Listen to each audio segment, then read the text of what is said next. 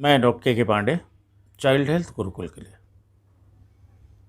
इस वक्त सबसे ज़्यादा सवाल लोगों के एक ही आते हैं कि ये ख़त्म कब होगा। कोविड की महामारी जो है ये ख़त्म कब होगी और कैसे होगी, उसके बारे में मैं आज आपको बताने जा रहा हूँ। देखिए, ऑलरेडी 1.5 साल के करीब होने वाले हैं। इस दौरान बहुत सारे लोगों के व्यवसाय पे फ़र्क पड़ा है, बहुत सारे लोगों ने अपनों को खोया है, या तो बहुत ज़्यादा बीमार हुए हैं, आर्थिक स्थिति खराब हुई है, बच्चों के स्कूल सफ़र किए हैं और नाना तरह की और परेशानियां हुई हैं। बड़ा साधारण सा सवाल है कि भाई ये कब तक चलेगा, क्योंकि लोग प्रिकॉशंस लेके सारी बातें सुन सुन के परेशान हो चुके हैं। इसी का जवाब देने की कोशिश कर रहा हूँ मैं आज। पहली चीज़ तो ये है कि ये जो महामारी है ये कुछ फैक्टर्स पे डिपेंड करती है, कुछ चीज़ों पे डिपेंड करती है। क्या है वो चीज़ें, उन पे मैं आज प्रकाश डालने की कोशिश कर रहा हूँ। पहली चीज़ तो ये कि लोग कोविड अप्रोप्रिएट बिहेवियर कितना फॉलो कर रहे हैं, क्योंकि जो भी वेव्स आती हैं तभी आती हैं जब लोग फॉलो नहीं करते। अगर फॉलो करेंगे तो वेव्स को बहुत प्रभावशाली ढंग से रोका जा सकता है। लेकिन अभी भी देख लीजिए सेकेंड वेव में कितनी बुरी हालत हुई। उसके बावजूद एवरेज जो मैं देख रहा हूँ 50% लोग मास्क नहीं पहन रहे हैं, और बाकी भी जो पहनते हैं उसमें 10-20% और रख लीजिए जिनका नाक के नीचे ही रहता है या वैसे ही है। तो ऐसी हालत में थर्ड वेव नहीं आए ये तो सपना देखने के बराबर है। बल्कि जैसे बाकी देशों का अनुभव बता रहा है, फोर्थ वेव भी आनी चाहिए और आएगी। दूसरी जो चीज़ इंपॉर्टेंट होती है वो होती है वैक्सीनेशन। हमारे देश में जो वैक्सीन का कवरेज अभी तक है करीब 44-45 करोड़ लोगों को लगी है आज तक, और रफली 25-26% लोगों को एक डोज लगी है, 7% के आसपास दोनों डोज लगी है। तो सिर्फ 7% लोगों को दोनों डोज लग पाई है। लेकिन सबसे जो दिक्कत वाली बात है कि वैक्सीन लगाने की जो रफ्तार है वो कम है। वैक्सीन अभी अवेलेबल नहीं है, बहुत सारी जगहों पे वैक्सीन हेजिटेंसी है, लोग लगवाना नहीं चाह रहे हैं। तीसरी चीज़, जो हमारे 18 साल तक के बच्चे हैं उनकी वैक्सीन अभी तक नहीं आई है। उम्मीद है कि सितंबर में 15 सितंबर तक आ जाएगी, मिलने लग जाएगी। लेकिन मिलने लग जाने का ये मतलब नहीं कि रातों रात लग गई, क्योंकि यही वैक्सीन जो अभी हम 25% पे सिंगल डोज और 7% दोनों डोज पहुँचे हैं, ये 15 जनवरी से शुरू हो गई थी, तब हम यहाँ तक पहुँच पाए हैं। तो उसमें भी कई महीने लग जाएंगे। हालांकि भारत सरकार की ये कोशिश है कि दिसंबर तक सबको वैक्सीन लगा दी जाए, लेकिन कितने कामयाब होते हैं अपने इस लक्ष्य को प्राप्त करने में, ये कहना अभी थोड़ा मुश्किल है।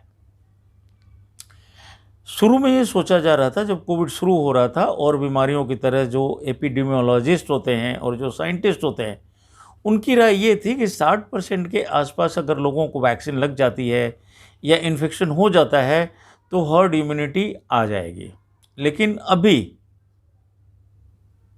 कई देशों में 50% से ऊपर लगा है, जैसे अमेरिका है या यूके है, लेकिन वहाँ पे फिर से वेव आ गई और काफ़ी ख़तरनाक तरीके से आई है डेल्टा वेरिएंट की वजह से।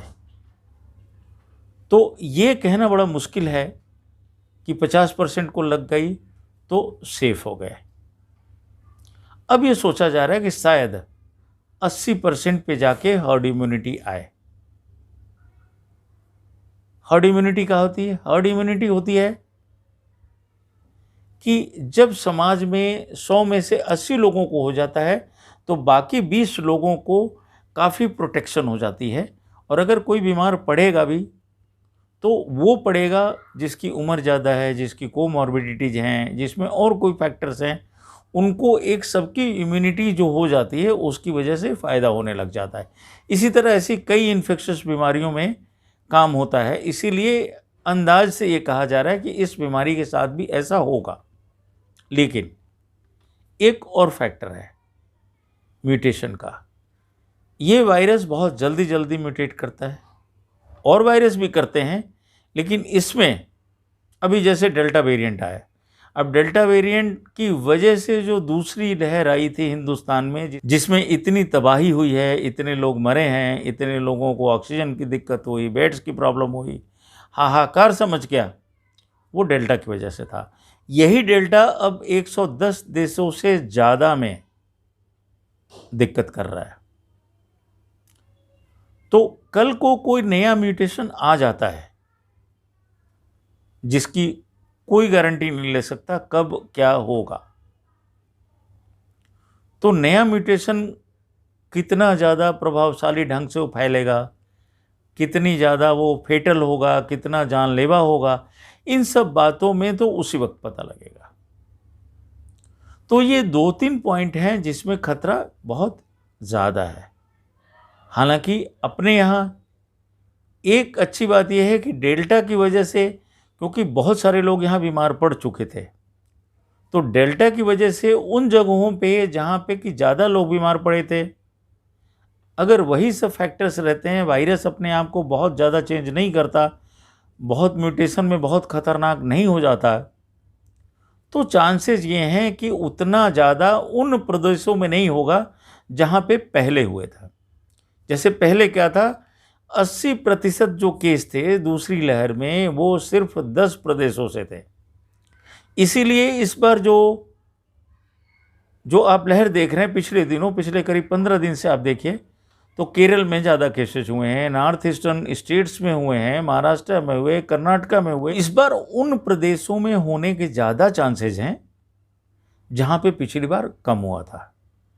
हालांकि अभी एक सीरो पॉजिटिविटी रिपोर्ट भी, सीरो सर्वे हुआ है जिसकी रिपोर्ट सरकार ने प्रकाशित कर दिया है, और उस पर मैं उसके लिए एक अलग वीडियो बनाऊंगा समझाने के लिए कि उसमें क्या है और उसका क्या मतलब है।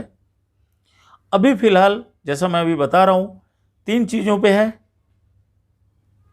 लोगों की आदतें नंबर 1, वैक्सीनेशन नंबर 2 और म्यूटेशन नंबर 3। इन सारी चीज़ों में अगर बहुत ज़्यादा ड्रास्टिक चेंज नहीं आ जाता तो उम्मीद है कि मार्च 2022 से जून 2022 के बीच में हम लोग काफ़ी हद तक फ्री हो जाएंगे और शायद मास्क हटाने का हमारा मौका आने लग जाए। ये गारंटी से नहीं कहा जा सकता, लेकिन ऐसी उम्मीद की जा रही है। अगर आपने चैनल मेरा सब्सक्राइब नहीं किया हुआ है तो अभी के अभी कर लें, बेल बटन भी दबा दें जिससे आपको नोटिफिकेशंस मिलती रहेंगी। फिर मिलते हैं अगले वीडियो में।